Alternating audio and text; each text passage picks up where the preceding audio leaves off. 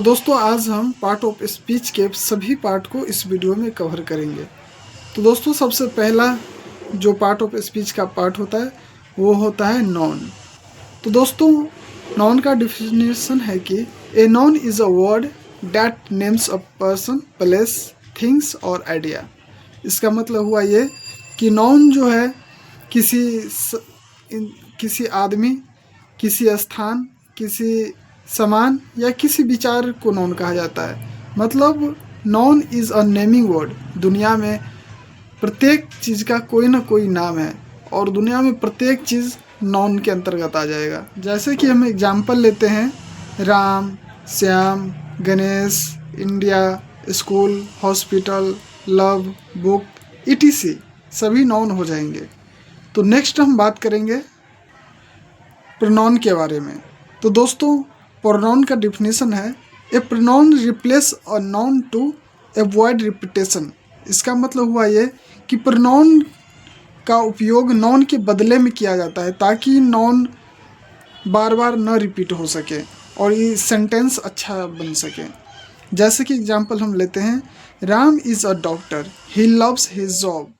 यहाँ पर हम राम लव्स हिज जॉब लिखेंगे तो यहाँ पर रिपीटेशन हो जाएगा, नाउन का रिपीटेशन होगा, इसलिए हम प्रोनाउन का यूज़ करते हैं। प्रोनाउन जैसे हो गया he, she, it, we, they, you, I, etc। ये सभी प्रोनाउन हो जाएंगे। नेक्स्ट हम बात करेंगे वर्ब के बारे में। तो वर्ब होता है a verb express an action of subject. इसका मतलब हुआ ये कि वर्ब जो है वो सब्जेक्ट का एक्शन बताएगा, मतलब सब्जेक्ट क्या काम कर रहा है। जैसे कि एग्जांपल अगर हम ले लेंगे, राम प्ले फुटबॉल, तो यहाँ पर प्ले जो होगा वो वर्ब हो जाएगा क्योंकि वो सब्जेक्ट का मतलब राम का काम दिखा रहा है, एक्शन दिखा रहा है कि राम क्या कर रहा है। उस काम को, एक्शन को हम वर्ब कहेंगे। नेक्स्ट हम बात करेंगे एडजेक्टिव के बारे में। तो दोस्तों एडजेक्टिव का डिफिनेशन हुआ an adjective describes a non और प्रोनाउन। इसका मतलब हुआ ये कि एडजेक्टिव जो है यह नॉन और प्रोनाउन का क्वालिटी दिखाएगा, उसका गुण दिखाएगा। जैसे कि tall, small, happy, sad, etc ये सभी क्वालिटी है, किसी का गुण है, तो ये एडजेक्टिव कहला जाएगा। जैसे हम अगर एग्जांपल लेंगे, Ram is tall, Shyam is fat, तो यहाँ पर टॉल, फैट, etc ये सब ही हो जाएंगे एडजेक्टिव क्योंकि ये सब्जेक्ट का क्वालिटी दिखा रहा है और सब्जेक्ट यहाँ पर राम और श्याम है, इसीलिए राम और श्याम का क्वालिटी दिखा रहा है, वो एडजेक्टिव हो जाएगा। अगला हम यहाँ पर बात करेंगे एडवर्ब के बारे में। तो दोस्तों एडवर्ब हो गया an adverb describes a verb, adjective और अनदर एडवर्ब। मतलब ये हुआ कि एडवर्ब जो है यह वर्ब और एडजेक्टिव और दूसरे एडवर्ब का क्वालिटी यहाँ पे शो करेगा। जैसे एग्जांपल हम लेते हैं, स्लोली, हैप्पीली, इजीली, etc ये सभी एडवर्ब है क्योंकि ये वर्ब का क्वालिटी दिखा रहा है। दोस्तों अगला हम बात करेंगे प्रीपोजिशन के बारे में। तो प्रीपोजिशन का डिफिनेशन होगा ए preposition shows the relation between a non, pronoun and another word in a sentence. इसका मतलब हुआ ये कि प्रीपोजिशन जो है यह नॉन, प्रोनाउन या किसी दूसरे सेंटेंस का रिलेशन बताएगा, उन दोनों के बीच में क्या रिलेशन है।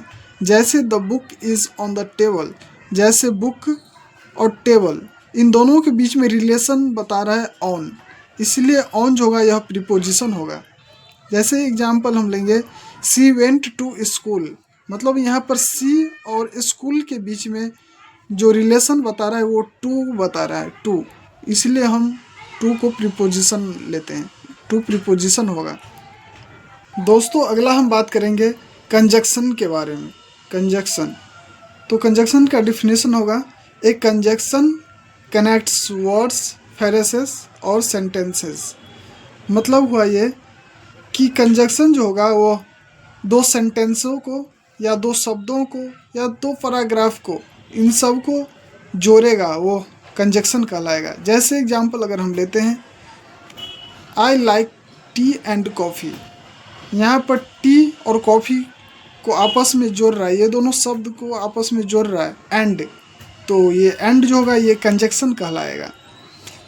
जैसे दूसरा एग्जाम्पल अगर हम लेते हैं, he is rich but not happy, तो यहाँ पर बट जो होगा यह कंजक्शन होगा, क्योंकि ये दो शब्दों के बीच में, दो सेंटेंसों के बीच में कनेक्शन बना रहा है, कनेक्ट कर रहा है दोनों को, तो ये कंजक्शन होगा।